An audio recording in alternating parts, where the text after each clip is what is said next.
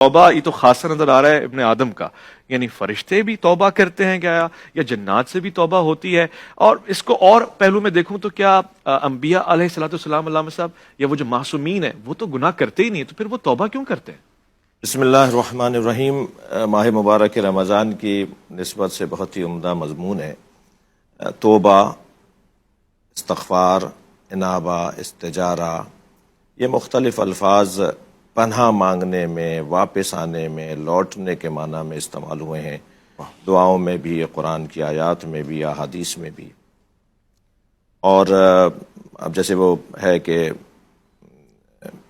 من المشرکین احد من المشرکین استجارک فاجرہ، اے میرے حبیب اگر مشرکین میں سے کوئی تمہارے پاس پناہ لینے آ جائے تو تم اسے پناہ دے دینا۔ سبحان اللہ۔ تو یہ جو آغوش میں لینا، یہ جو کسی کو معاف کرنا، کسی سے درگزر کرنا، خود سرکار دو جہاں جنہوں نے سب سے زیادہ اذیت پہنچائی تو آپ نے انہیں کتنی آسانی سے معاف کر دیا۔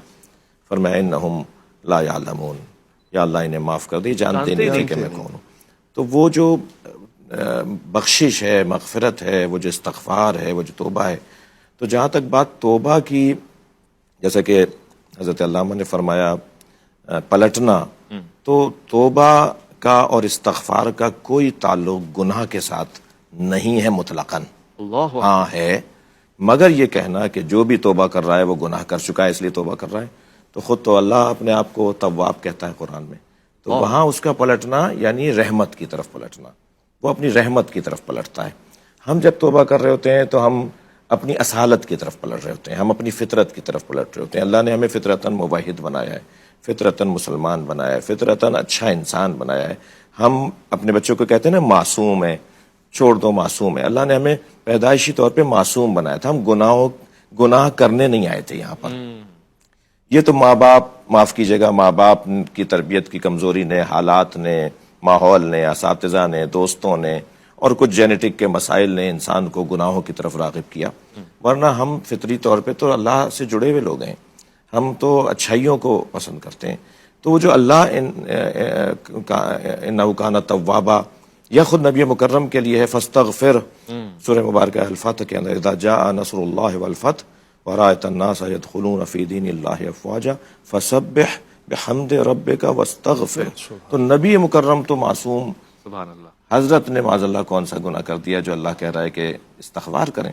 استغفار یعنی رابطہ، استغفار یعنی تعلق اپنے محبوب سے، اپنے مالک سے، اپنے عاشق سے، جس کے سے پیار ہے، جس سے محبت ہے، جس کے تم ہو، تم اس کی طرف رابطے کو مسلسل رکھو، یعنی تسلسل کے ساتھ رابطہ برقرار رکھنا ہے، اس کو استغفار کہا جائے گا۔ لہٰذا انبیاء کرام کی دعاؤں میں جو استغفار ہے، ائمہ اہل بیت کی دعاؤں میں جو استغفار ہے، تو وہ یہ نہیں کہ معاذ اللہ کو انہوں نے پہلے کوئی گناہ کیا ہے اور اب یہ استغفار کر رہے ہیں۔ تو توبہ، جہاں تک مفہوم توبہ، وہ پلٹنے کے معنی میں، جیسے آپ نے بھی اپنے آغاز میں ان اللہ یحب التوابین، اللہ توبہ کرنے والوں سے محبت کرتا ہے۔ اللہ کن کن سے محبت کرتا ہے ایک لمبی لسٹ ہے قرآن مجید میں بھی، احادیث میں بھی، لیکن اللہ توبہ کرنے والوں سے محبت کیوں کرتا ہے؟ اللہ جو ہے وہ نماز پڑھنے والوں سے محبت کرتا ہے، اللہ توبہ کرنے والوں سے۔ میں اس کی ایک تشبیہ کا سہارا لوں گا۔ ایک ماں کے 4 بچے ہوں اور ایک بچہ اغوا ہو جائے، راہزن ڈکیت اسے چھین کر لے جائیں، اور وہ بہت ہی محنت، مشقت اور تعلقات اور پیسے کا استعمال ہو، نہ جانے کن جتنوں کے بعد وہ بچہ بحال ہو کر آئے۔ وہ جو بچہ 4 بچوں میں سے 6 بچوں میں سے ایک بچہ اغوا ہو کر واپس آتا ہے، تو سارا خاندان دیکھتا ہے کہ ماں کو اس بچے سے زیادہ محبت ہے، اس کے آنے جانے کا خیال، اس کے کھانے پینے کا خیال، اس کے بستر کا خیال، اس کے کپڑوں۔ اگر کوئی پوچھ لے کہ بچے تو اور بھی ہیں آپ کے، آپ اسی سے کیوں پیار کرتے ہیں، تو جواب یہ آئے گا کہ یہ اغوا ہو کر غیر کے پاس چلا گیا تھا، دشمن کے پاس چلا گیا تھا، یہ پلٹ کر آیا ہے تو اس سے میری محبت بڑھ گئی ہے۔ سبحان اللہ۔